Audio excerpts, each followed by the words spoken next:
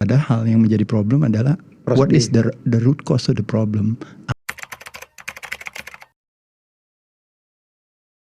Jadi konsep karbo sebenarnya kalau ada orang bilang penyebab daripada berbagai yang disebut dengan namanya kalau boleh dibilang penyakit-penyakit paling populer, jantung, yang berhubungan dengan pembuluh darah ya kayak diabetes, hipertensi, lalu juga bahkan stroke, cancer dan sebagainya.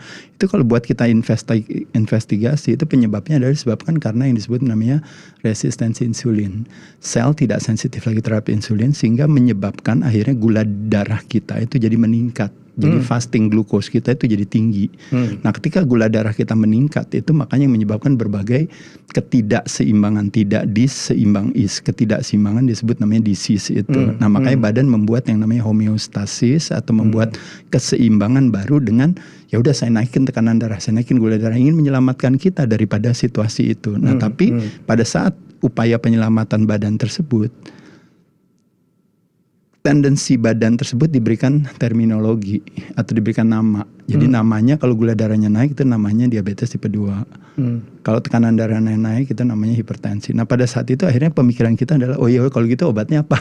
Nah jadi fokus kepada ujung permasalahan, padahal yang menjadi problem adalah what is the root cause of the problem. Akar permasalahannya yang harus dibahas yaitu adalah apa? Nah, jadi kontrol karbo terbagi juga atas yang namanya 1 sumbernya, 2 penyajiannya, 3 adalah jadwalnya, dan keempat adalah jumlahnya. Nah kita mulai dari sumbernya. Sumbernya kalau bisa harus yang alami, bukan yang olahan. Nah artinya contohnya misalnya kalau olahan itu biasanya yang datangnya biasanya 1 dia punya barcode, kedua datangnya dari kotak, dari kardus, dari kaleng. Karbonya datangnya dari sana gitu. Prioritasnya kalau bisa cari karbonya dari sesuatu yang bisa kita petik sendiri, bisa kita gali sendiri, bisa kita tangkap sendiri misalnya seperti itu. Intinya adalah ketika yang alami apa yang terjadi?